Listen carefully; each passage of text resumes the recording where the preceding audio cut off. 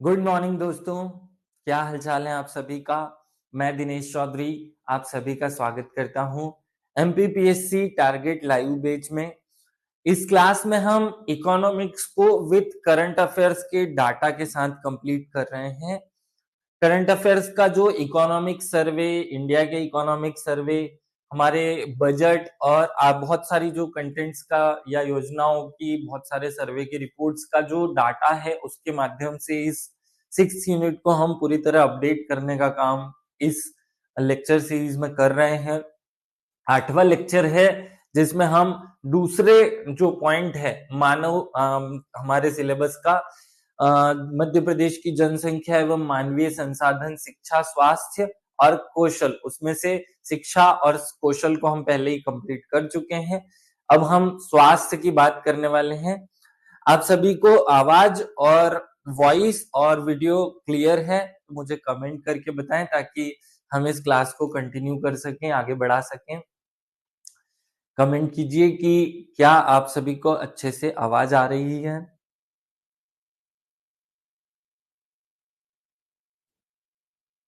भानु का मैसेज आया कि ऑल क्लियर है। ठीक है, अब आपका इनपुट मिलने पर कि भाई ऑल क्लियर है। ठंड वैसे ज्यादा बढ़ गई है लेकिन क्लास में स्ट्रेंथ घट रही है, 1 2 4 रोज घट जाती है। कोशिश करें कि सुबह आप भी उठ करके जल्दी अपनी जो प्रक्रिया है पढ़ाई करने की उसको शुरू कर दें, क्योंकि रात को शरीर में थकान आ जाती है तो उससे हमारी जो स्टडी है वो डाउन हो जाती है, उसकी स्पीड उस 1 घंटे में होने वाले आउटपुट के में कमी आ जाती है। तो इसलिए सुबह उठ करके जितनी ऐसा जरूरी नहीं कि 4 बजे उठें, 6 बजे, 7 बजे, 8 बजे, 8 इज इनफ टाइम जब हमें उठ जाना चाहिए। चलिए अब मूल क्लास पर आते हैं। कल हमने स्वास्थ्य की बहुत सारी बातें की, सभी को फिर से एक बार गुड मॉर्निंग, राधे राधे, जय श्री कृष्णा, जय श्री राम। आगे बढ़ते हैं। इस क्लास में हम जो करंट अफेयर्स की डाटाज हैं उस पर भी बात करेंगे। कल भी हमने बहुत सारे डाटास पर बात की। क्लास शुरू करने से पहले गणेश जी को याद कर लेते हैं, श्री गणेशाय नमः बोलते हुए और मेरे शिक्षक सुरेश पटेल सर को याद करते हुए हम आगे बढ़ते हैं। जब हम आगे बढ़ेंगे तो हमें एक बहुत अच्छा सा स्पेसिफिक डाटा दिखाई देता है और ये डाटा क्या कह रहा है, ये डाटा मातृ मृत्यु दर से संबंधित है। ये डाटा क्या कह रहा है, मातृ मृत्यु दर की बातें कर रहा है। आपको ये पूरा आंकड़ा याद करना है। आजकल एग्जामिनर का जो ट्रेंड है उस ट्रेंड में ऐसा देखा गया है कि एक नया कॉन्सेप्ट एग्जामिनर लेकर आए जिसमें वो क्या करते हैं, करंट अफेयर्स के डाटा का कंपैरिजन करते हैं पुराने डाटा से और एक प्रश्न बना देते हैं। जैसे हमने आज सामने रखा हुआ एक डाटा मातृ स्वास्थ्य का, जिसमें मातृ मृत्यु दर का एक डाटा है।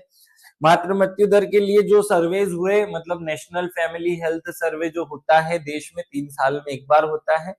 अभी हमारे पास पुराना सर्वे ही है क्योंकि नया सर्वे आया नहीं है। तो नेशनल फैमिली हेल्थ सर्वे 5 के हिसाब से हमारा जो मातृ मृत्यु दर है वो 173 है। इससे पहले ये 2011-13 में ये 18-20 के बीच की ड्यूरेशन का है।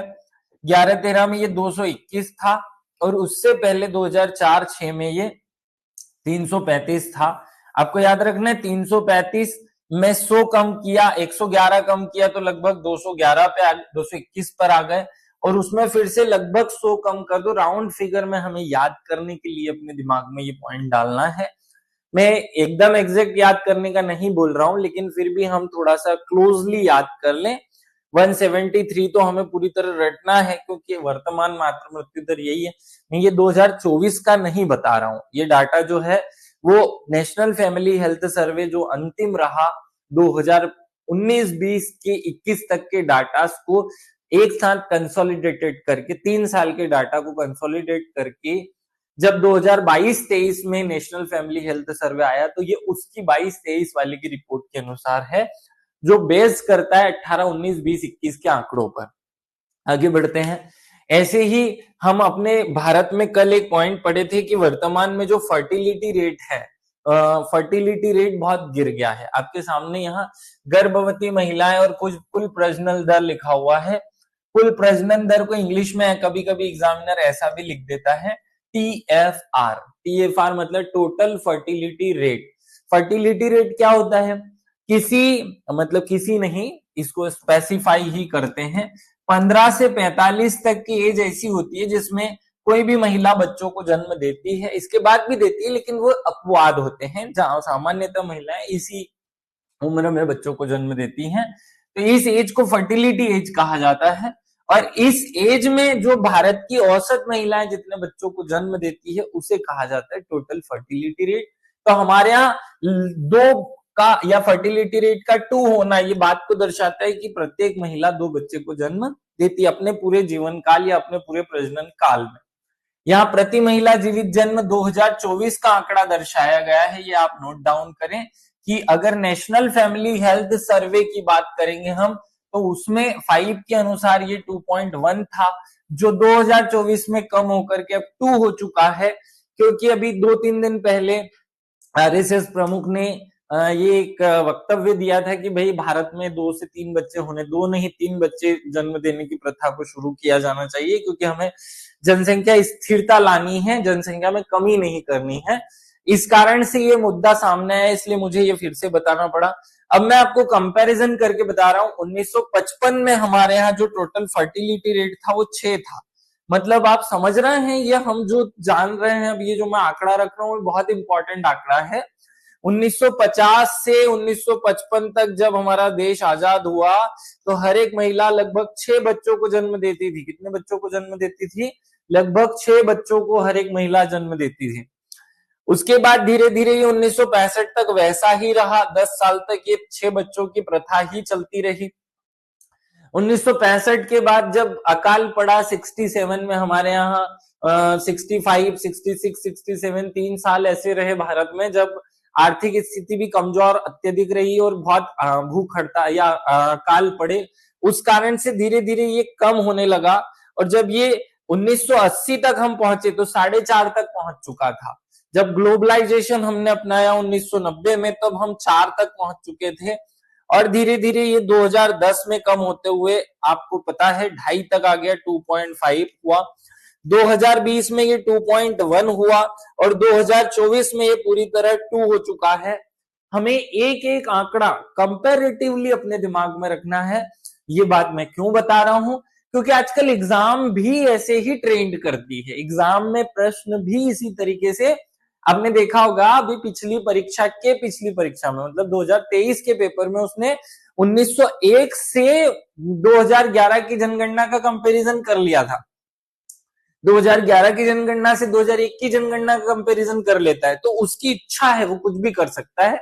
इसलिए हम अवेयर रहें, थोड़ी सी इंफॉर्मेशन, खूब रट्टा नहीं, घोटा घोटी नहीं करनी है, लेकिन हाँ एक बेसिक जानकारी रहे कि आजादी के समय प्रत्येक महिला 6 बच्चों को जन्म देती थी, 2010 में ये 2.5 था और अब 2024 में ये 2 हो चुका है। बस रॉ मटेरियल इतना हमको जानकारी होनी चाहिए। चलिए और आगे बढ़ते हैं, भारत में जीवन प्रत्याशा की बात करते हैं। भारत में जीवन प्रत्याशा 2024 में बहुत अच्छी हो चुकी है। 2024 के नवंबर तक का आंकड़ा मैं अगर आप सबके सामने शेयर करूं तो अंतरराष्ट्रीय जनसंख्या कोष और भारतीय जनसंख्या कोष का कहना है कि भाई भारत में 72.4 वर्ष की जीवन प्रत्याशा, जो बहुत अच्छी मानी जाती है, मतलब वर्ल्ड की जो सबसे बेस्ट कंट्रीज हैं वहां की जीवन प्रत्याशा इतनी है, ये उस तरीके की आंकड़ा अपने सामने है। सॉरी मैंने 4 लिखा, इसको 2 कर लीजिएगा। 72.2 वर्ष जो है हमारी जीवन प्रत्याशा पहुंच चुकी है। अब ये बहुत इंपॉर्टेंट आंकड़ा है ना। अच्छी बात है कि हमारे देश के लोगों की एज बढ़ रही है, मतलब अब हमारे यहाँ कोई आदमी जन्म लेता है तो 72 साल जिएगा, ये उसकी जीवन प्रत्याशा है। जीवन प्रत्याशा आप सब समझते हैं कि एक व्यक्ति अपने पूरे जीवन काल में कितना जी सकता है, जीने की आशा के जो बीच में, अलग बात है कि एक्सीडेंट हो जाए, ये हो जाए, वो हो जाए, लेकिन यहाँ हर एक की औसत एज जो है वो 72 साल हो गई है, जो एक बहुत अच्छी स्थिति को या अपने भारत के स्वास्थ्य के स्तर को, शिक्षा के स्तर को, जीवन के स्तर को अच्छा दर्शाता है। महिलाओं की एज थोड़ी ज्यादा है, अगर हमें टोटल 73 है तो याद रखिएगा महिलाओं का जीवन प्रत्याशा ज्यादा 73 हो गया और पुरुषों का 70.7 हो जाता है। ये पुरुषों का हमेशा थोड़ा सा कम रहता है क्योंकि एक्सीडेंटल डेथ के मामले में पुरुषों की संख्या ज्यादा होती है। आगे बढ़ते हैं और आगे बढ़े तो अब हम साल के हिसाब से कंपैरिजन कर लेते हैं कि 1950 में भारत की जीवन प्रत्याशा, ये स्त्री पुरुष दोनों बता दिया है, आप ओवरऑल लेकर के चलें कि लगभग ये 40 के आसपास थी 1950 1955 में हमारे देश की जीवन। मतलब देखो कितनी घटिया स्थिति थी कि भारत में जो व्यक्ति पैदा हो रहा है वो लगभग केवल 40 ही जिएगा। वो अलग बात है कि कोई 100 जीता था तो कोई 10 में मर जाता था, कोई 3 में मर जाता तो कोई 2 में मर जाता तो कोई 102 जीता था, लेकिन दोनों को जब जोड़ करके औसत निकालते थे तो 40 से ज्यादा नहीं आता था। अब आप इसमें धीरे धीरे धीरे धीरे देखेंगे कि 1900 क्या 2000 तक भी हमारी जीवन प्रत्याशा में कोई बहुत अच्छा परिवर्तन आया नहीं, हम 60 से कम चलते रहे। तो सन 2000 में भी हमारी जीवन प्रत्याशा 61 ही थी और आगे बढ़े तो 2010 में हमारी जीवन प्रत्याशा बहुत अच्छी होती है, 70 के आसपास पहुंच जाती है। 2010 के बाद हमने और ज्यादा तीव्र गति से वृद्धि करना शुरू किया और यहां हम अब पहुंच चुके हैं 72.2 पर, जो बहुत वर्ल्ड की जो बेस्ट इकोनॉमिक स्थिति है उसको दर्शाता है। आगे बढ़ते हैं। ये जो आंकड़े मैं बता रहा हूं ऐसा नहीं है कि मैं अपनी तरफ से केवल आपके सामने एक प्रेजेंटेशन दे रहा हूं, नहीं, ये एक रॉ मटेरियल, एक खाका अपने दिमाग में रखेंगे क्योंकि मैंने देखा पिछले 2-3 सालों में उसने इस तरीके की एक आध क्वेश्चन डाले हैं एग्जाम में, इसलिए आपको ये तरीका अपनाना पड़ेगा। अब हम आते हैं शिशु मृत्यु दर पर और 5 वर्ष से कम उम्र के जो बच्चे होते हैं मतलब बाल मृत्यु दर पर। तो इसमें कल मैंने जो आंकड़ा बताया था उसमें और आज वाले में थोड़ा सा चेंज दिखाई देगा। कल मैंने जो आपको आंकड़ा दिखाया था वो नेशनल फैमिली हेल्थ सर्वे का था। नेशनल फैमिली हेल्थ सर्वे की जो 5th रिपोर्ट है जो कि 2022 में आई थी, 2-3 पार्ट में आती है ये रिपोर्ट, तो कहीं कहीं पर 22 दिखे, 23 भी दिख जाए तो कोई दिक्कत नहीं। ये इसके बाद कोई दूसरी रिपोर्ट नहीं आई, नहीं अब 25 में हो सकता है कि नई रिपोर्ट आए। तो ये जो आंकड़ा कल मैंने बताया था वो यहाँ का था। वर्तमान में जो स्थिति है वो यह आज मैं आपके सामने फिर से प्रेजेंट कर रहा हूं। वर्तमान में हमारे शिशु मृत्यु दर भारत की 22.6 हो चुकी है, याद रखना बहुत अच्छी स्थिति को दर्शाता है। और 5 वर्ष तक के जो बच्चे होते हैं उनकी 28.2 हो चुकी है। इसको भी अगर हम चार्ट में देखना चाहें तो हमारी जो बाल मृत्यु दर है वो पहले कितनी ज्यादा हुआ करती थी, खूब बच्चे ढेर मरते थे। 1950 में हमारे यहाँ 300 बच्चे मर जाते थे हर 1000 बच्चों में। कितनी बेकार स्थिति को दर्शाता है, 1000 बच्चे पैदा हो रहे हैं उसमें से 300 मर जाते थे, मतलब 10 पैदा हो रहे हैं उसमें हर 3 बच्चे मर जाएंगे, हर 3 बच्चे मतलब 3 में से 1 बच्चा मरेगा। धीरे धीरे धीरे धीरे स्वास्थ्य की स्थिति सुधरते हुए अब हम यहाँ पहुंचे हैं 2024 में कि अब अगर हमारे भारत में 1000 बच्चे जन्म लेते हैं तो केवल 22 ऐसी स्थितियां होंगी जब बच्चों की डेथ हो जाएगी, वो भी बहुत कॉम्प्लिकेटेड सिचुएशंस में। नहीं तो सामान्यतः आजकल बच्चों की मौत या ऐसी कोई स्थिति नहीं होती है जो भारत की स्वास्थ्य स्थिति में बेहतरीन सुधार को दर्शाता है। तो ये पूरा डिटेल याद रखने की जरूरत नहीं, कॉमन बेसिक हमारे डाटा हमारे दिमाग में याद रहे कि 2000 में हमारी जो जीवन प्रत्याशा थी वो 50 से ऊपर थी। 2010 में हम 50 से ऊपर हुआ करते थे, जो अब हम 25 से भी कम में आ चुके हैं, मतलब 22 पॉइंट कुछ में आ चुके हैं, 22.6 में आ चुके हैं। ये अच्छी बातें हैं भारत की, या भारत विश्व के स्तर पर जो तरक्की कर रहा है उसको प्रेजेंटिव फॉर्मेट में इस तरीके से दिखाया जा सकता है। अब हम ऐसे आंकड़े की बजाय फिर उसी पर चलते हैं जो आज के मूल लेक्चर में है। आज की जो क्लास है उसमें हम मूल रूप से बहुत सारी नई नई जो योजनाएं हैं माताओं, बच्चों और शिशुओं के लिए उन पर बात करने वाले हैं। कुछ करंट अफेयर्स के कुछ फैक्ट्स या योजनाओं में जो एक्चुअल नए नए शब्दावलियां आ गई है उन पर बात करेंगे। जैसे मातृत्व स्वास्थ्य कार्यक्रम के तहत या स्वास्थ्य कार्यक्रम में मातृत्व स्वास्थ्य कार्यक्रम की शुरुआत करता हूं। मैं पहले माताओं के बताऊंगा, फिर बच्चों के बताऊंगा, फिर एक्स्ट्रा वाले बताऊंगा। प्रसव पूर्व जांच में गुणवत्ता लाने के लिए हमने क्या किया? भारत सरकार ने अनमोल ऐप बनाया। तो सीधे प्रश्न बनता है कि अनमोल ऐप का संबंध किस चीज से है? तो जो गर्भवती महिलाएं होती है उनकी ट्रैकिंग के लिए है, अनमोल है, क्योंकि उसके पेट में जो बच्चा पल रहा है वो अनमोल है। तो उस बच्चे की देखरेख या उस माता की देखरेख के लिए अनमोल ऐप होता है। तो अब रटा गया होगा। अनमोल ऐप में आवश्यक संशोधन कर विभाग ने एक नया ऐप, अब यहां याद रखो अनमोल ऐप चलता है भारत सरकार का। किसका है? भारत सरकार का, तो ये तो हमने कल भी पढ़ लिया था। आज नया क्या है, तो ये बहुत इंपॉर्टेंट है। मध्य प्रदेश अनमोल, तो ये मध्य प्रदेश का खुद का है, मध्य प्रदेश की सरकार चलाती है मध्य प्रदेश अनमोल। अनमोल भारत सरकार, एमपी अनमोल मध्य प्रदेश सरकार है ना, द्वारा बनाया गया, जिसकी मदद से उच्च जोखिम, यहां ध्यान रखना शब्द क्या, उच्च जोखिम वाली गर्भवती महिलाओं को ट्रैक किया जा रहा है। अप्रैल 2023 से मार्च 2024 तक 16,28,000, ये मध्य प्रदेश का आंकड़ा है पूरी तरह शुद्ध रूप से, तो गर्भवती महिलाओं का पंजीकरण इसमें किया गया और उनकी ट्रैकिंग की गई, ताकि हम मातृ मृत्यु दर और शिशु मृत्यु दर को कम कर सके। क्लियरली समझ आ रहा होगा सभी को? Good morning. अगर आपको ये पॉइंट्स क्लियर हो रहे हैं तो मुझे एक बार कमेंट कर दिया करो, बीच बीच में थोड़ा सा एक आध थंब वंब बनाते रहा करो। Uma good morning, Sonu good morning, Nisha good morning, Neha good morning, भाई सबको गुड मॉर्निंग, देवेन काना सबको गुड मॉर्निंग। भाई सब लोगों को अगर ये बातें क्लियर हो रही है जो मैं आप तक पहुंचा रहा हूँ, समझा रहा हूँ, तो मुझे एक बार कमेंट करके बताओ। चलो आगे बढ़ते हैं। महिलाओं में एनीमिया की स्थिति, एनीमिया आप लोग समझते हैं, एनीमिया का मतलब होता है खून की कमी, अर्थात एनीमिया कब होता है, जब हमारे शरीर में लोहा, लोहे में रक्त अल्पता है, ऐसे से ये एक जैसे सिम्टम्स या एक जैसे विकार हैं, खून की कमी, खून में लोहे की कमी या उसमें हीमोग्लोबिन की कमी, ये एक जैसी बीमारियों को दर्शाता है। तो गंभीर एनीमिया के प्रबंधन के लिए 50 ब्लड बैंक बना दिए हमने, कितने, 50 ब्लड बैंक और 150 ब्लड स्टोरेज यूनिट। अब क्यों बढ़ाए जा रहे हैं, क्योंकि आपको पता होगा कि मध्य प्रदेश का कुपोषण के कारण नाम है पूरे विश्व में। आप सब जानते हैं कि एक जिला है मध्य प्रदेश का जिसको हम इथोपिया कहते हैं। किसको कहते हैं वो कमेंट करके आप बताना कि मध्य प्रदेश का इथियोपिया किसे कहा जाता है। वो मध्य प्रदेश का इथोपिया कहलाता है, वो ठीक ही है, लेकिन उसके बाद भी मध्य प्रदेश कुपोषण में पूरे 28 राज्यों में दूसरे तीसरे नंबर पे आ जाता है, मतलब पीछे से हम चलते हैं कार्यक्रम हमारा, बहुत बेकार स्थिति को दर्शाता है। इसलिए इसके प्रबंधन के लिए बहुत प्रयास किए जा रहे हैं।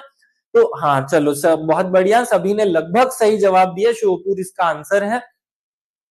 गर्भवती महिलाओं में हीमोग्लोबिन परीक्षण के लिए जिले में 19,424 डिजिटल हीमोग्लोबिनोमीटर, ये पॉइंट याद रखना, डिजिटल हीमोग्लोबिनोमीटर क्या होता है। लगभग हमने 20,000 हीमोग्लोबिनोमीटर अलग अलग जगह पे बांट रखे हैं, ताकि रोज जांच करो भैया और रोज इनको कुछ ना कुछ दो की आपूर्ति की गई।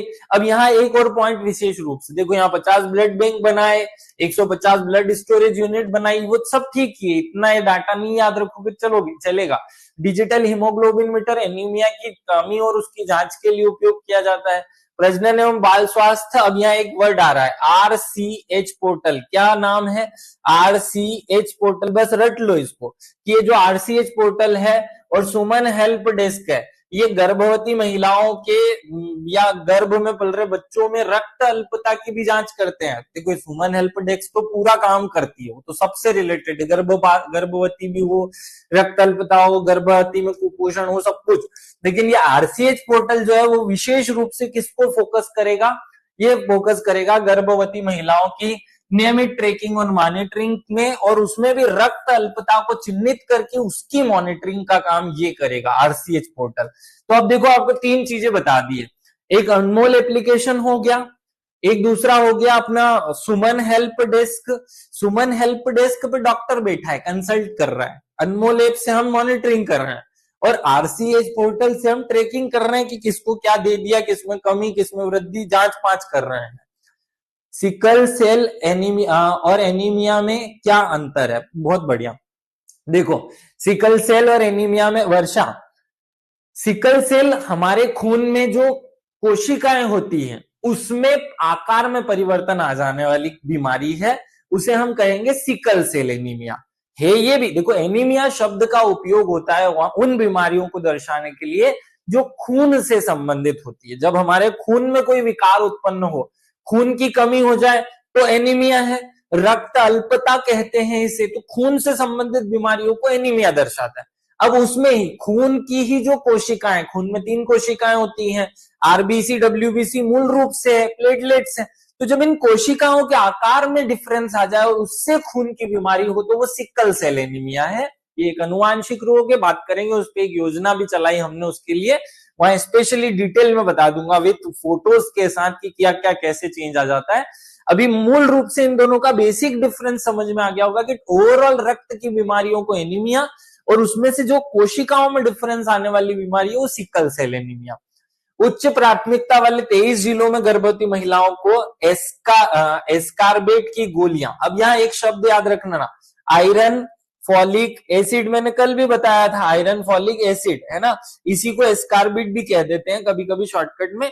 याद रखना हमारे यहाँ मध्य प्रदेश में कितने जिले हैं जिन्हें गंभीर रूप से नोटिफाई किया गया है गर्भवती महिलाओं की ट्रैकिंग के लिए, तो याद रखना वो 23 जिले हैं। ऐसे सड़े पीड़े प्रश्न भी कभी कभी पूछ लेता है एग्जामिनर, ठीक है।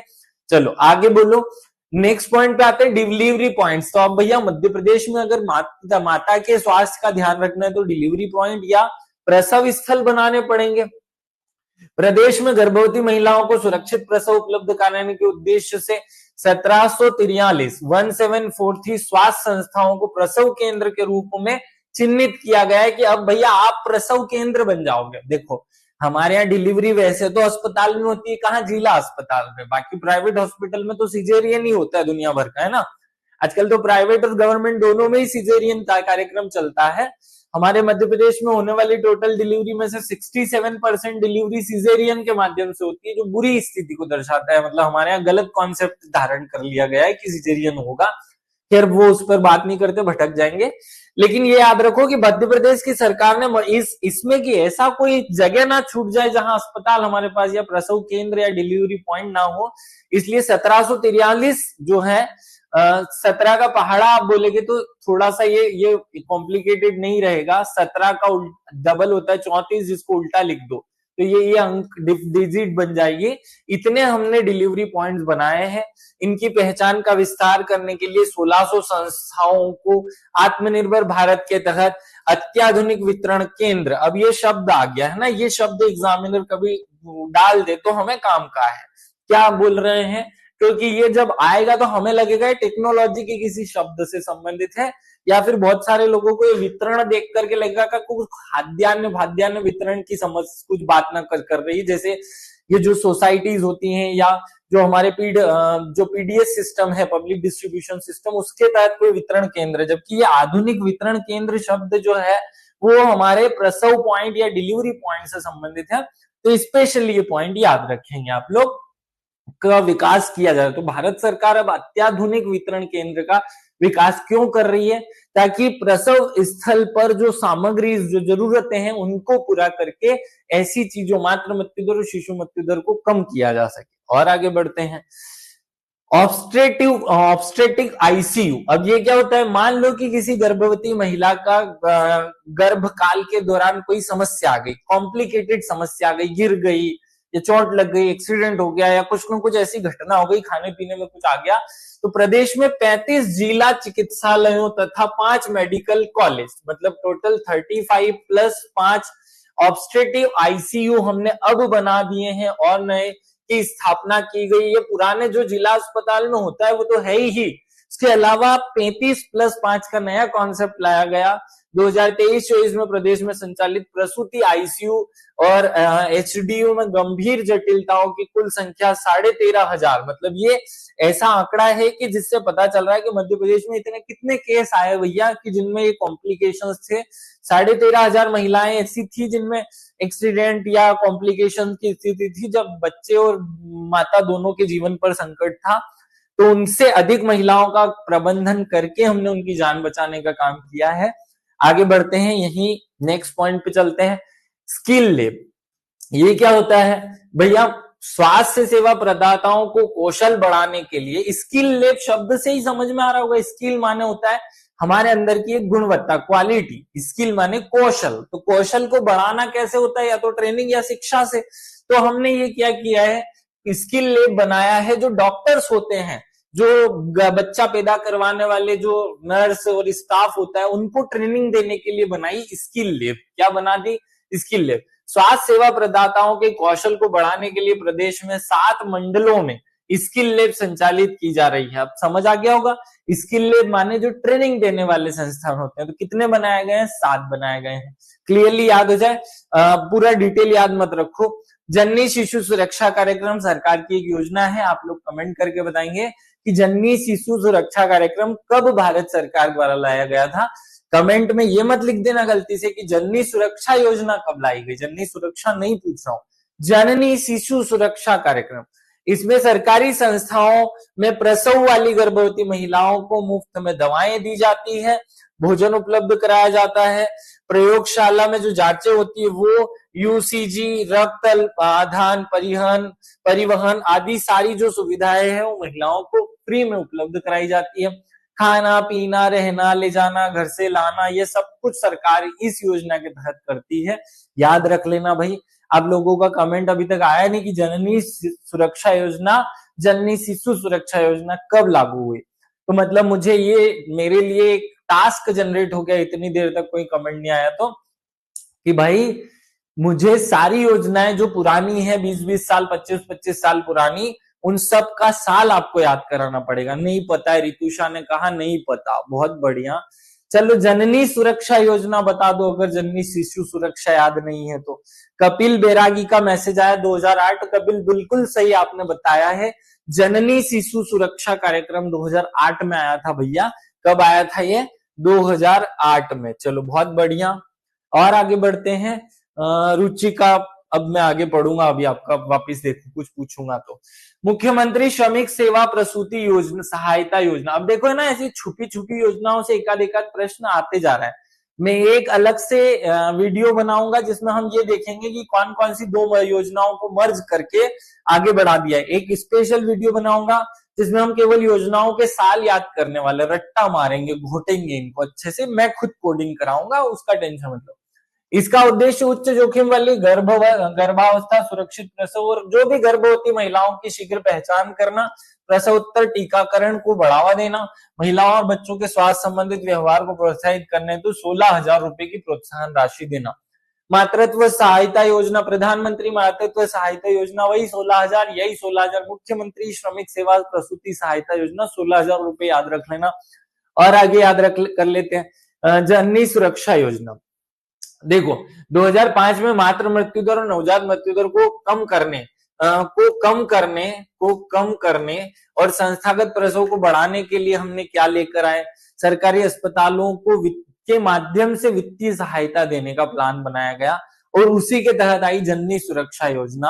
आपको याद रखना है NRHM, ये दो प्लान आप लोग कमेंट करके बताओ। NRHM और NUHM, ये क्या होता है भैया? NRHM और NUHM क्या होता है? National rural health mission, national urban health mission. कब आए ये दोनों? ये कब आया था? नेशनल रूरल हेल्थ मिशन 2005 में, और national rural urban health mission कब आया?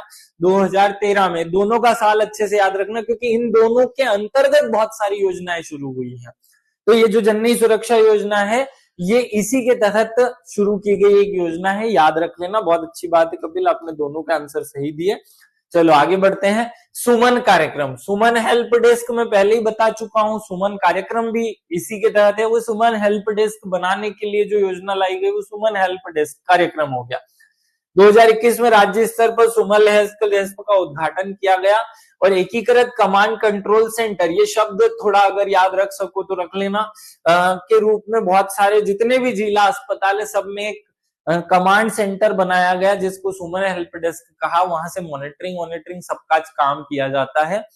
वो सभी बातें एक जैसी वही है कि उच्च जोखिम वाली गर्भवती महिलाओं की ट्रैकिंग, देखभाल और सब उनको सुविधाएं देना। आगे बढ़ते हैं। नेक्स्ट पॉइंट हमें याद रखना है मातृत्व स्वास्थ्य समीक्षा प्रणाली। ये क्या है भैया? मातृत्व स्वास्थ्य समीक्षा प्रणाली प्रदेश में होने वाली प्रत्येक मातृ मृत्यु दर के कारणों का पता लगाने। अब देखो कितनी इंपॉर्टेंट बात है। एक एक महिला जिसमें हमें लगे कि यार ये मातृ मृत्यु हुई है या क्यों हो गई है, उसके कारणों का पता लगाने और प्रत्येक मातृ मृत्यु का समाधान करने के उद्देश्य से राज्य में, संभाग में, जिले में और विकास खंड में स्तर पर मातृ मृत्यु दर को नियमित समीक्षा की जाने के लिए बनाया गया हमने प्लान, जिसको हम कहते हैं मातृ स्वास्थ्य समीक्षा प्रणाली। बहुत इंपॉर्टेंट है। इंग्लिश ट्रांसलेशन कर दूंगा तो आसान हो जाएगा, लेकिन मैं चाहता हूं कि आप इसे ऐसा ही रटो क्योंकि एग्जामिनर इसी शब्द को पूछेगा आपसे, मात्र स्वास्थ्य सुरक्षा समीक्षा प्रणाली। चलो आगे बढ़ते हैं। बाल स्वास्थ्य कार्यक्रम पाते हैं। अब हमने माता की खूब सारी बातें कर ली, अब माता के बाद आ जाते हैं बच्चे पे। बच्चे के बारे में क्या क्या किया भाई मध्य प्रदेश की सरकार ने। चलो, मध्य प्रदेश में 5 वर्ष से कम आयु के कम वजन वाले जो बच्चे हैं, भाई मध्य प्रदेश तो बहुत बड़ा कुपोषण का वो घर है। मध्य प्रदेश को कुपोषित राज्य कह दिया कुछ लोगों ने तो संज्ञा देते हुए, वो हमारे लिए बड़ा तकलीफ दे रहा, इसलिए हमने वहां के पहले तो आंकड़े समझ लो।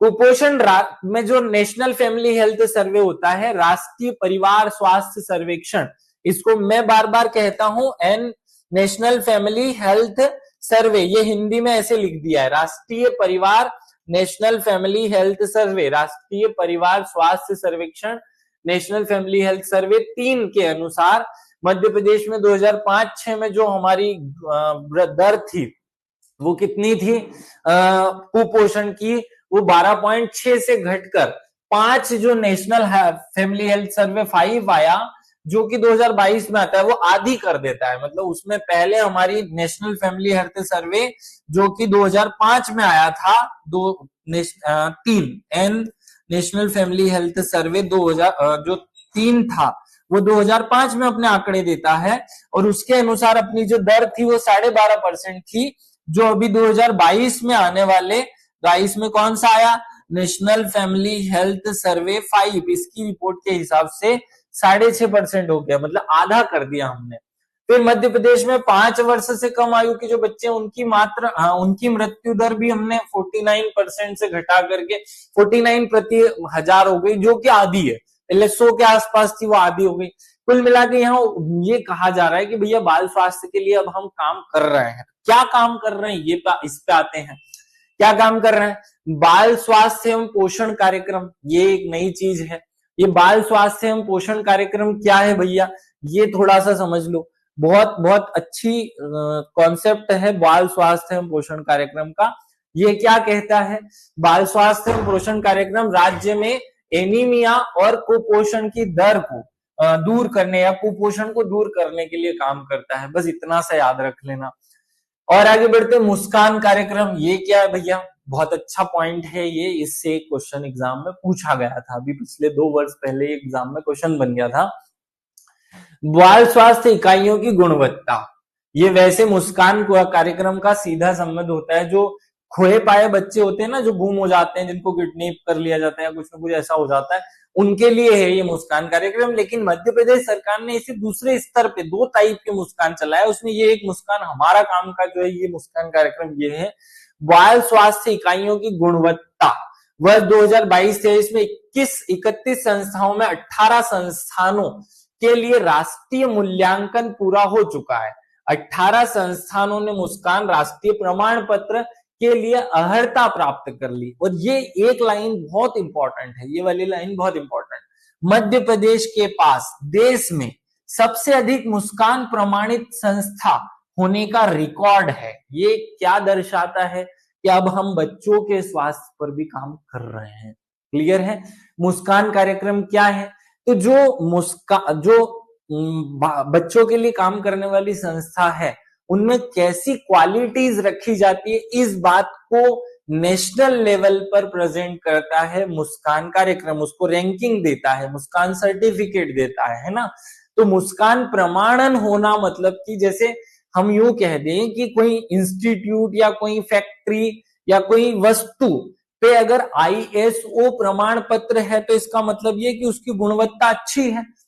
कोई बालकों का स्वास्थ्य का संस्था है, उसकी गुणवत्ता कैसे नापी जाए, तो वो नापी जा रही है मुस्कान सर्टिफिकेट से।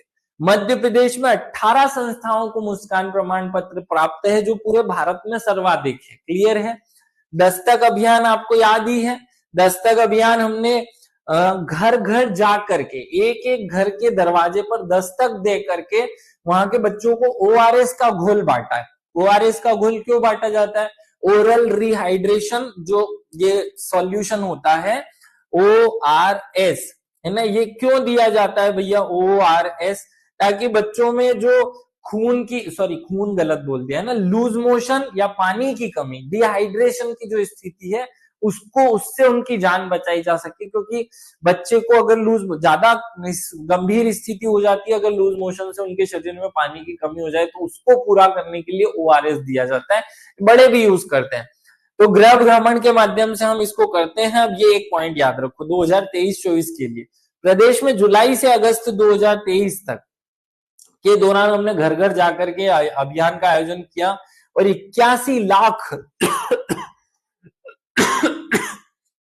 बच्चों की स्क्रीनिंग की कि इनमें कुपोषण तो नहीं है, इनमें कुछ किसी चीज की कमी तो नहीं है। दस्तक अभियान का मतलब होता है घर जा जा करके जांच करना। दस्तक अभियान मूल रूप से किस चीज के लिए? घर जाकर के जांच करनी, किस बात की? कुपोषण और कमियों की। आगे बढ़ते हैं। बाल कुपोषण उपचार रणनीति, ये क्या भी किस सीन है भैया? समुदाय आधारित। समुदाय आधारित मतलब जो कम्युनिटी है वो किसी काम को करे, इसके लिए काम करती है ये उपचार रणनीति, बाल कुपोषण उपचार रणनीति। समुदाय आधारित सीख। अब देखो ये एक शब्द समझ में नहीं आएगा, सेम। सेम लिखा हुआ है SAM, ये क्या है? ये थोड़ा सा मैं दूसरे तरीके से समझा दूं। हम जब बच्चों में कुपोषण नापते हैं तो वहां दो प्रकार के कुपोषण का मापन होता है। एक होते हैं बच्चे कहलाते हैं सेम और एक होते हैं मैम, है ना? तो ये सेम और मैम में क्या अंतर है वो समझ लो, या सेम और मैम है क्या? पहले इनका फुल फॉर्म देख लो। सीवियर एक्यूट माल न्यूट्रिशन। माल न्यूट्रिशन शब्द का माल न्यूट्रिशन शब्द का हिंदी ट्रांसलेशन करूं तो कुपोषण ही होता है। तो ये शब्द से समझ में आ जाएगा। सीवियर एक्यूट माल न्यूट्रिशन मतलब कि कौन सा? माल न्यूट्रिशन माने कुपोषण, तो सीवियर एक्यूट वाला कुपोषण। और यहाँ है मॉडरेट एक्यूट माल न्यूट्रिशन। समझ आ गया सेम का मतलब? तो चलो यहां आओ अब इस योजना में। इसके तहत समुदाय आधारित CSAM कार्यक्रम में पोषण और स्वास्थ्य देखभाल के माध्यम से गंभीर रूप से तीव्र कुपोषण, तो तीव्र कुपोषण क्या कहलाता है? सेम। बच्चों को सामान्य पोषण स्थिति में लाने के लिए प्रयास किए जा रहे हैं। समझ में आ गया होगा। बाल कुपोषण उपचार रणनीति मतलब गंभीर रूप से कुपोषित बच्चों को सामान्य रूप से कुपोषित बच्चों की श्रेणी में लाना और फिर इनको कुपोषण से दूर करना। क्लियर हो गया? 2023-24 में हम 66,230 गंभीर कुपोषित बच्चों का इलाज कर चुके हैं। देखो क्या होता है, ये जो सेम मैम हमने बताया अभी आपको, इन बच्चों को तो हम खाना पीना डाइट फाइट इसके माध्यम से कुपोषण से बाहर ला सकते हैं। इन बच्चों को स्वास्थ्य की कोई बीमारी होती है तो कोई दवाई गोली इलाज इंजेक्शन बॉटल चढ़ा करके उनका इलाज करके कार्यक्रम या उनको कुपोषण से बाहर लाया जाता है। तो ये पॉइंट क्लियरली अच्छे से समझ आ गया होगा। अब अगले वाले पे आते हैं। एनीमिया मुक्त भारत, या इसी को शॉर्ट में कह दो, आप कह दो NIPI, नीपी कार्यक्रम। तो मैंने कल बताया था कि नीपी कार्यक्रम का संबंध किस चीज से है? पूरे भारत में रक्त की कमी है, कुपोषण की स्थिति गंभीर है, बच्चों में रक्त अल्पता है, महिलाओं में तो बहुत है। मध्य भारत की और मध्य प्रदेश की 50% से ज्यादा महिलाओं में रक्त अल्पता है। ये गंभीरता को दर्शाता है, यह आंकड़ा याद रख लेना। तो ये जो नीपी कार्यक्रम है इसका फुल फॉर्म होता है एनीमिया मुक्त भारत अभियान। ये क्या कहता है कि हर स्कूल में, हर आंगनवाड़ी में, हर बच्चे को आयरन फॉलिक एसिड की गोली डिस्ट्रीब्यूट करनी है। क्या करनी है? आयरन फॉलिक एसिड की गोली डिस्ट्रीब्यूट करनी है ताकि बच्चों में आयरन की कमी को दूर करके रक्त की जो समस्याएं हैं, रक्त एसिड को बढ़ाकर या रक्त में जो विकार उत्पन्न होते हैं उनको दूर करके रक्त अल्पता की कमी को दूर किया जा सके। आगे बढ़ते हैं।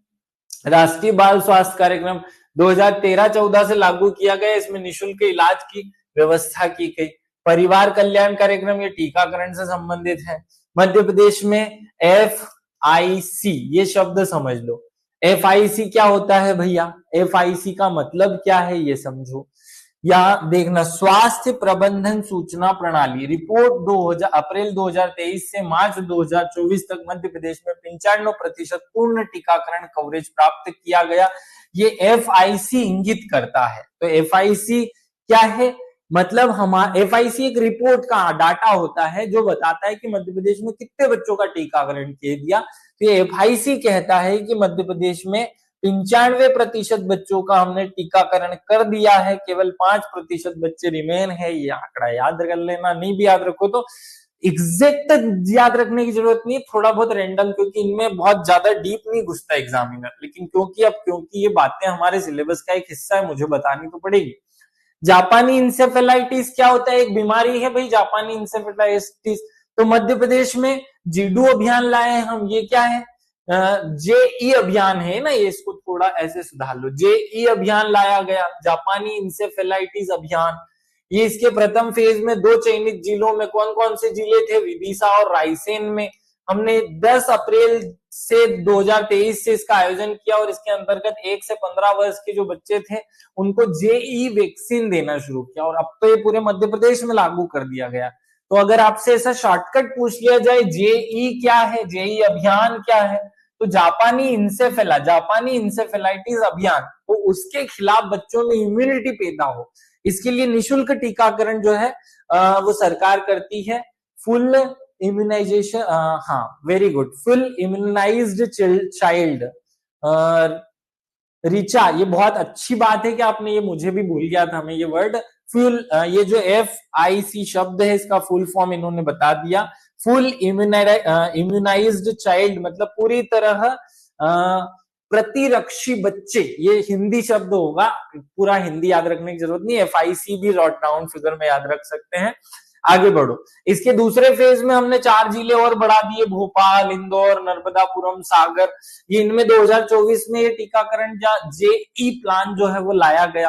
तो दोनों बातें समझ में आ गई। जेई मतलब जापानी इंसेफेलाइटिस, इसके लिए टीकाकरण किया जाता है। पहले 2 जिलों में 2023 में पायलट प्रोजेक्ट आया, 24 में 4 जिले और वर्तमान में सारे जिले। ठीक है, आगे बढ़ो। सघन मिशन इंद्रधनुष, सघन मिशन इंद्रधनुष तो बहुत पुराना है, 2014 में आया था, लेकिन हमने उसके बार बार चरण 2 version, 3rd version, 4th version, अब 5th वर्जन चल रहा है।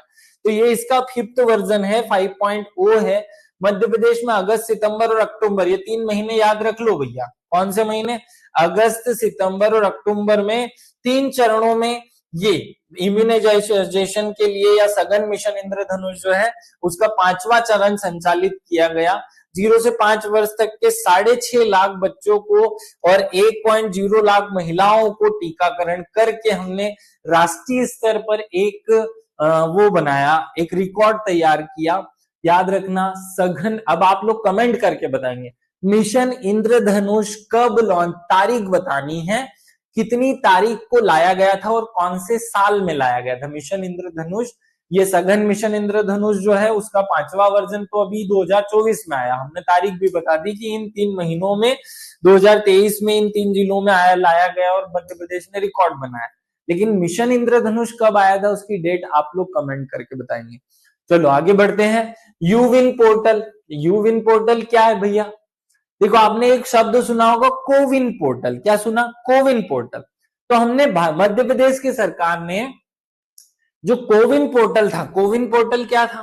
कोविन, कोरोना वैक्सीन, ये को से कोरोना और विन से वैक्सीन। तो हमने इस कोरोना वैक्सीन में ये देखा कि भैया एक नेशनल डेटाबेस तैयार किया गया जिसमें व्यक्ति का डेटा है कि इसने कोविड की वैक्सीन लगाई कि नहीं लगाई, उसकी एंट्री हो जाती है वहां पे। तो ऐसे ही हमने मध्य प्रदेश की गर्भवती महिलाओं और बच्चों के टीकाकरण के लिए लाए एक प्लान जिसको हमने कह दिया यूविन। क्या कह दिया? यूविन। मध्य प्रदेश में नियमित टीकाकरण की कवरेज की रिपोर्टिंग हेतु कोविन पोर्टल की तर्ज पर यूविन पोर्टल लाया गया। कब? 1 अगस्त 2023 से प्रारंभ किया गया। तो नियमित टीकाकरण की ट्रैकिंग करने और बहुत सारे उसमें फिर फीचर्स डाल दिए, प्रशिक्षण देने, तारीखें, एडवर्टाइजमेंट करने, सब काम करता है। चलो, तो मूल उद्देश्य है नियमित टीकाकरण की कवरेज और रिपोर्टिंग करना। क्लियर है? अगले पे आते हैं। SNID अभियान, ये क्या है भैया? पोलियो मुक्त रहने के लिए राज्य के उद्देश्यों को बनाए रखने के लिए मध्य प्रदेश में 16 जिलों में क्रमशः 28 मई और 10 दिसंबर 2023 को NSID में 2 चरण के संचालन किए गए। बात समझ आ गई होगी। पोलियो मुक्त करने के लिए NSID का उपयोग किया हमने। राउंड फिगर में याद कर लो क्योंकि मैं सबके फुल फॉर्म बताऊंगा तो फिर भुला जाएगा। इनके फुल फॉर्म एग्जाम में नहीं पूछे जाते। एग्जाम में फुल फॉर्म केवल वो कंप्यूटर से रिलेटेड जो शब्दावली है उनके पूछे जाते हैं, या अगर भारत सरकार की कोई योजना होती है उसका पूछा जाता है। जैसे आप लोग कमेंट करके बताएंगे प्रधानमंत्री जन मन अभियान का मतलब कौन सी योजना होती है, इसका फुल फॉर्म क्या है, ये आप लोगों को कमेंट करना है। वर्षा ने कमेंट किया 25 सितंबर 2014, ये वेरी अच्छी बात है। 25 दिसंबर 2014 को ये मिशन इंद्रधनुष नाम का योजना लाया गया था। आगे बढ़ते हैं, नेक्स्ट पॉइंट याद कर लो, रेफरल परिवहन सेवाएं, ये क्या होती है भैया? देखो, कोई भी व्यक्ति को एक अस्पताल से दूसरे अस्पताल तक ले जाना रेफरल कहलाता है। तो रेफरल करने के लिए कोई गाड़ी भी चाहिए, तो हमें यहाँ दो चीजें याद रखनी है, संजीवनी 108 और जननी एक्सप्रेस। ये दोनों क्या होता है भैया? तो 108 पे आप फोन करो तो एक एम्बुलेंस आती है। मध्य प्रदेश में ऐसी 102 एम्बुलेंस कार्यरत है, जिसमें 167 जो है ALS मतलब एडवांस लाइफ सपोर्ट, और 835 जो है वो बेसिक लाइफ सपोर्ट, BLS मतलब basic life support. Basic life support, ये एम्बुलेंस की दो वेराइटीज होती है ना, advance life support, basic life support, ये वो उनकी क्वालिटीज बताती हैं। तो हमने ये जननी सुरक्षा के तहत महिलाओं को रेफरल की सुविधा और 108 के तहत बाकी सबको रेफरल की सुविधा दी हुई है। यहाँ डाटा भी लिखा है कि कितने कितने लोगों को लाभ पहुंचा है, लेकिन ये हमें याद करने की जरूरत नहीं है। जनजाति आदिवासी न्याय महा अभियान, वेरी गुड, सब 5-6 लोगों ने इसका आंसर कर दिया, सबने सही आंसर किया, थैंक यू भाई। जन मन का पूरा फुल फॉर्म आप सबको याद होना चाहिए, उसकी तारीख रटी हुई होनी चाहिए। गुणवत्ता आश्वासन कार्यक्रम, ये क्या है?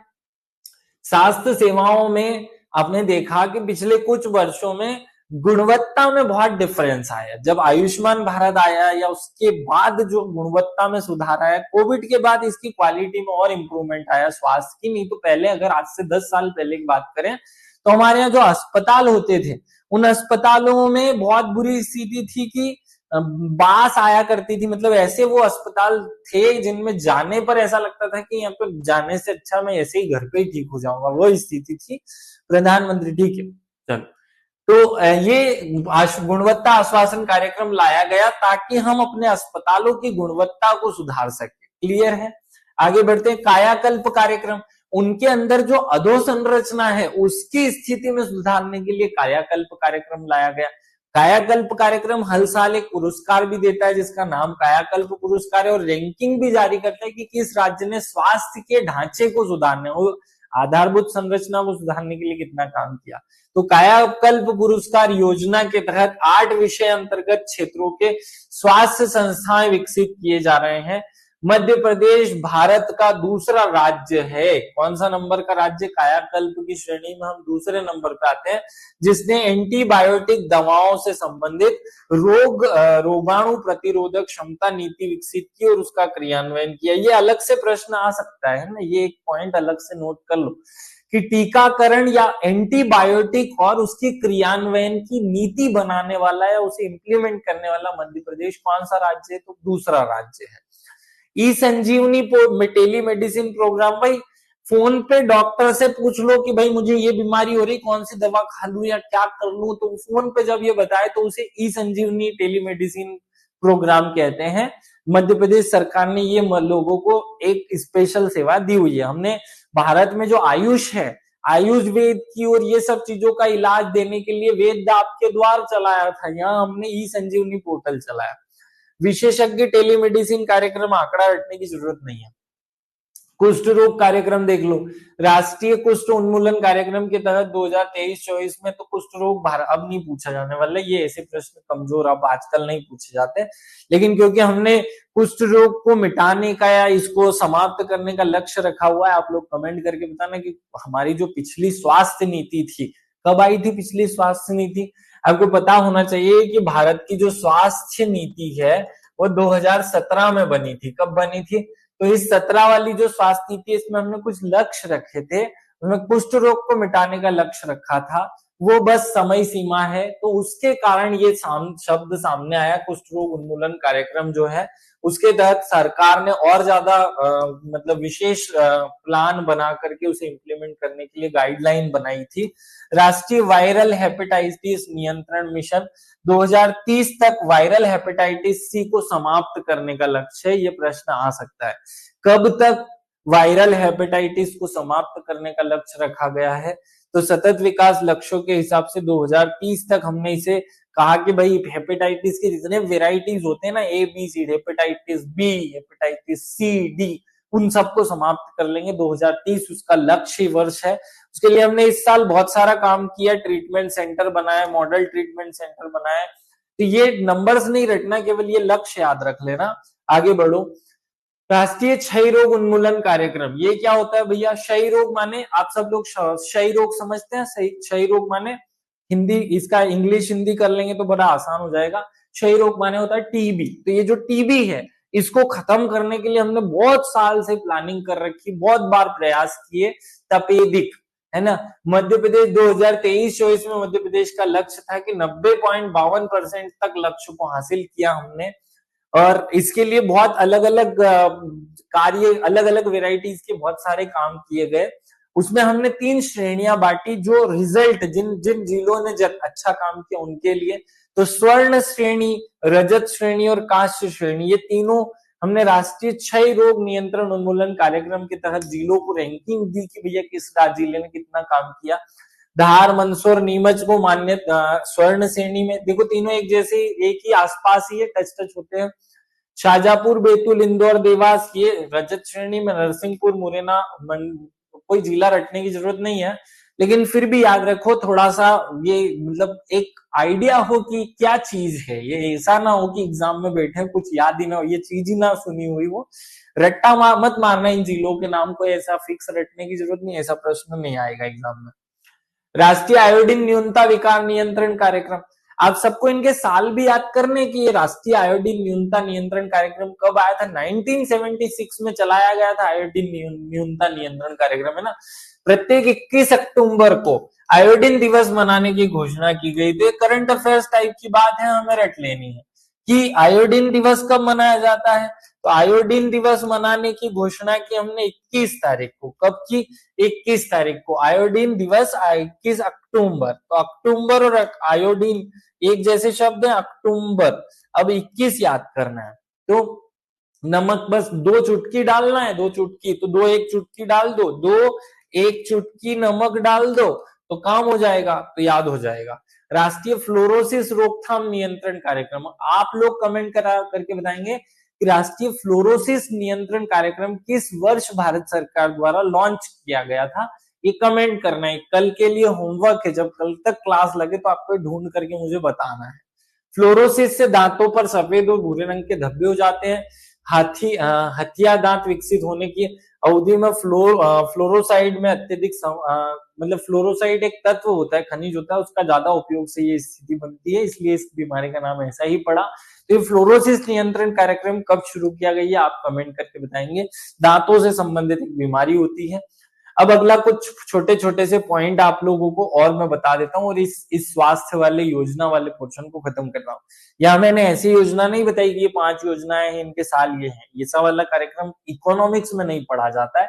इकोनॉमिक्स में केवल योजना और उसके आंकड़े पढ़े जाते हैं, कौन सा अपडेट उसमें हो गया, तो वो मैंने आपको बताने की कोशिश की है। योजनाएं तो मैं आपको एक अलग से वीडियो में सारी सारी रटवाऊंगा, स्वास्थ्य की हो, शिक्षा की हो, या किसी और चीज की, वो तो एक ही बार में मैं रटवा दूंगा। राष्ट्रीय Ayush health and wellness centre, ये क्या है? भारत सरकार आयुष मंत्रालय के सहयोग से 800, हमने पढ़ा था ना, ये बात मैं पढ़ा चुका हूं कि 800 आरोग्यम केंद्र हम स्थापित कर रहे हैं। बस आंकड़ा याद कर लो। आयुष विंग क्या है? प्रदेश में समस्त चिकित्सा पद्धतियों की एक ही स्थान पर चिकित्सा सुविधा उपलब्ध कराने के लिए जिला एलोपैथिक अस्पतालों में 36 आयुष विंग बनाए गए। कितने आयुष विंग बनाए गए हैं? देखो भैया, जिला अस्पताल में इलाज कौन सा वाला होता है? जिला अस्पताल में होता है एलोपैथी वाला इलाज। लेकिन भारत सरकार की इच्छा है कि भाई यहाँ आयुष का भी उपचार हो, सारी चीजों का बीच में मैनेजमेंट हो। तो आयुष में जो जो पद्धतियां हैं, आयुर्वेद, सिद्धा, यूनानी, होम्योपैथी, इन सब के तहत उपचार करने के लिए आयुष विंग बनाया गया। शब्द रट के रखना। और 22 आयुष विंग के निर्माण की कार्रवाई प्रचलन में है। 36 तो बन चुकी है और 22 और बनाएंगे, याद हो गया। देवारण्य योजना, ये क्या है? जनजातियों और सीमांत किसानों को आजीविका की दृष्टि से आयुष औषधीय पौधे, देखो देवारण्य योजना स्वास्थ्य से संबंधित नहीं है, लेकिन स्वास्थ्य से संबंधित दूसरे तरीके से। आयुष में हमने एक शब्द होता है आयुर्वेद। आयुर्वेद में हम उपचार कैसे करते हैं? जड़ी बूटियों के माध्यम से। किससे करते हैं? जड़ी बूटी। तो ये जड़ी बूटी आएगी कहां से? खेत में पैदा होगी, जंगल में कहीं ना कहीं तो पैदा करनी पड़ेगी। तो वो जड़ी बूटी लोग या किसान पैदा करे, जनजाति के लोग पैदा करे और उनको पैसे का भी लाभ हो जाए, स्वास्थ्य का भी लाभ हो जाए, इसलिए लाई गई देवारण्य योजना, जिसमें आयुष पौधे का वितरण करके आयुष जो जड़ी बूटियां उनका उत्पादन करने के लिए लोगों को प्रोत्साहित किया जा रहा है। तो सीमांत किसानों की आजीविका की दृष्टि से समाधान करने के लिए ये देवारण्य योजना लाई गई। रट लिया होगा, छोटी छोटी बातें हैं, बहुत काम की हैं। लेकिन मलेरिया रोग नियंत्रण कार्यक्रम, तो पहली बार मलेरिया रोग नियंत्रण कार्यक्रम तो 1957 में चलाया गया था। 1963 में राष्ट्रीय मलेरिया उन्मूलन कार्यक्रम लाया गया। लेकिन ये बातें एग्जामिनर आजकल कम ही पूछ रहा है। वो तो मैं 5-6 जो मूल कार्यक्रम है, जैसे दृष्टि बाधित नियंत्रण निवारण कार्यक्रम, वो 7th यूनिट जब हम पढ़ेंगे वहां मैं आपको स्पेशली बता दूंगा, एक लिस्ट बना करके रटवा दूंगा। लेकिन अभी मैं वो घुसेड़ूंगा तो बहुत बड़ा बड़ा हो जाता है डाटा, इसलिए मैं वो नहीं डालना चाह रहा हूँ। इसके अंतर्गत मलेरिया प्रभावित क्षेत्रों में लगभग 17.76 लाख जनसंख्या को मलेरिया प्रतिरोधी औषधि मलेरिया ऑफ 20, ये शब्द मुझे बताना था इसलिए पॉइंट डाला, का वितरण किया गया। तो प्रतिरोधी औषधि मलेरिया ऑफ 200, ये शब्द किस चीज के लिए? मलेरिया को रोकथाम के लिए एक दवा है। वेद आपके द्वार में आपको पहले ही पढ़ा चुका हूं, ये हमने कल के क्लास में देख लिया था कि जब हमने भारत सरकार ने आयुष को बढ़ावा देने की बात की तो हमने वेद आपके द्वार या एक एप्लीकेशन बनाया, उसका नाम था क्योर ऐप। क्या नाम था? Ayush cure app. क्या नाम है? Ayush cure app. ये क्या है? ये जैसे अपना PSC by DC sir mobile application है ना, एक मोबाइल एप्लीकेशन से आपको क्लास नोट्स और सब चीजें मिलती है, वैसे एक भारत सरकार का एक एप्लीकेशन है। और ये एप्लीकेशन लोगों को कंसल्टेशन देता है फ्री में, किस बारे में? उनकी बीमारियों के विषय में, आयुष की जो पद्धतियां उनसे उपचार के लिए। ठीक है। शोध कार्य, अब यहाँ इंपॉर्टेंट एक 2 जिलों के नाम भी है और ये काम भी बहुत इंपॉर्टेंट। भारत सरकार जनजाति कल्याण मंत्रालय द्वारा प्रदेश के मंडला, डिंडोरी, अनूपपुर और शहडोल, इनमें से ये 2 तो याद रख ही लेना खूब, मंडला और डिंडोरी तो है ना, जिलों में औषधीय पौधों में प्रमाणीकरण हेतु शोध कार्य प्रारंभ किया गया। भाई आयुर्वेद को बढ़ावा देना है तो जड़ी बूटी चाहिए, उसके लिए क्या किया गया? तो उसके लिए चिल्लाया गया ये 4 जिलों में शोध कार्यक्रम, क्योंकि इन 4 जिलों में ज्यादा औषधियां पाई जाती, जनजाति बहुल्य क्षेत्र और जनजातियों को बहुत ज्यादा ज्ञान होता है औषधियों का, जंगली चीजों का। जनजातीय बाहुल्य जिलों में सिकल सेल एनीमिया के रोगियों को होम्योपैथी चिकित्सा पद्धति से औषधियां प्रदान करने के लिए इन 4 जिलों में शोध किया जा रहा है। वहीं पर कुपोषण भी ज्यादा है, वहीं पर रक्तअल्पता भी ज्यादा है, वहीं पर जड़ी बूटी भी ज्यादा मिलेगी। 2010 में क्या पता नहीं क्या लिखा है, आगे बढ़ते हैं। आयुष आपके द्वार योजना मैं पढ़ा चुका हूं पहले ही आपको, ये एक शब्द इंपॉर्टेंट है, याद रख लो। पंडित खुशीलाल शर्मा आयुर्वेदिक महाविद्यालय चिकित्सालय एनएवीएच प्रमाणीकरण प्राप्त करने वाला मध्य प्रदेश का पहला आयुर्वेदिक महाविद्यालय है। क्वेश्चन तो सीधे ही बन जाता है, पंडित खुशीलाल शर्मा आयुर्वेदिक महाविद्यालय कहां पर है? तो जगह का नाम पूछ लेता है। तो ऐसे क्वेश्चन ना पूछे जाए। अभी हमें करंट अफेयर्स में पॉइंट ये पढ़ना है कि भाई मध्य प्रदेश का पहला कौन सा आयुर्वेदिक अस्पताल है। देखो पहला रेफरल इकाई तो धन्वंतरी जो उज्जैन का कॉलेज है उसे बनाया गया। दूसरा एक और कॉलेज भी रट लो, पंडित खुशीलाल शर्मा आयुर्वेदिक मेडिकल कॉलेज जो है वो मध्य प्रदेश में पहला आयुर्वेदिक महाविद्यालय है एनएवीएच प्रमाणन प्राप्त करने वाला। एनएवीएच प्रमाणन का मतलब क्या है? एनएवीएच माने वही हमारा जो आयुर्वेद के लिए प्रमाणीकरण कार्यक्रम है उसे एनएवीएच कहा जाता है। पूरा फुल फॉर्म मत रटो भले ही से, क्योंकि बहुत सारे फुल फॉर्म हो जाएंगे तो याद नहीं रहेंगे। एनवीज प्रमाण पत्र आयुर्वेदिक संस्थाओं को दिया जाता है। मध्य प्रदेश के पंडित खुशीलाल शर्मा इस महाविद्यालय को दिया गया। ये नीति आयोग भारत सरकार द्वारा आकांक्षी विकास खंड कार्यक्रम मध्य प्रदेश के 29 जिलों को चयनित करके 42 विकास खंडों में क्रियान्वित किया जा रहा है। अलग से एक पॉइंट रट लो। पूरी डिटेल के साथ इस पॉइंट को मैं नहीं बता रहा हूं क्योंकि इसमें बहुत डीप जा चुके हैं हम, स्वास्थ्य का बहुत सारा डाटा पढ़ा चुका हूं। और आगे बढ़ते हैं। स्टेट मेडिसिन प्लांट बोर्ड, ये क्या है भैया? वही औषधीय पौधों को बढ़ावा देने के लिए हमने प्लांट बोर्ड बना दिया। ये क्या करेगा? मध्य प्रदेश में औषधीय पौधों की खेती, उनके उत्पादों का संग्रहण, संवर्धन और औषधीय उत्पादों के विपणन की दृष्टि से राज्य औषधीय पादप बोर्ड का गठन किया गया। क्या किया गया? राज्य औषधीय पादप बोर्ड का गठन किया गया, जिसके माध्यम से आयुष औषधीय क्षेत्र में उत्कृष्ट कार्य किया जा रहा है। आयुष मेले का आयोजन, ये आयुष मेले जो होते हैं वो याद रखना 5 फरवरी 2023 को रविदास जयंती पर के अवसर पर हमने ये आयुष मेले का आयोजन किया था और ये पूरे भारत में न्यूज बनी हुई थी, इसलिए बहुत इंपॉर्टेंट है। तो रविदास जयंती के समय क्या आयोजन किया गया? आयुष मेले का, ये भी याद रख लेना। छोटे छोटे से बहुत छोटी छोटी सी बातें, कोई ऐसे बहुत ऐसे बैठ करके पढ़ने वाला कार्यक्रम नहीं है सर। नॉन क्या पता क्या लिख दिया है, फ्यूरोसिस। बेटा मैं पढ़ नहीं पा रहा हूँ, आपका कमेंट मुझे दिखाई भी नहीं दे रहा है, चमक आ रहा है वहां से। मैं आपका बाद में पढ़ूंगा कमेंट, मुझे व्यक्तिगत रूप से पूछ लेना क्या है, मुझे समझ ही नहीं आ रहा, कमेंट पढ़ने में नहीं आ रहा है।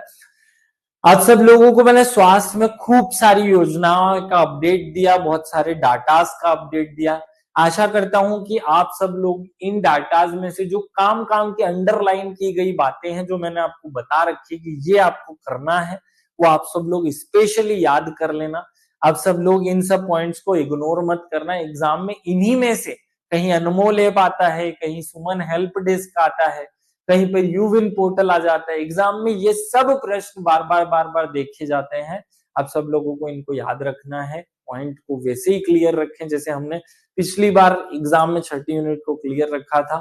चलिए अब विदा लेता हूं, अगली क्लास 5-10 मिनट में होगी। जय हिंद, जय भारत, भारत माता की जय।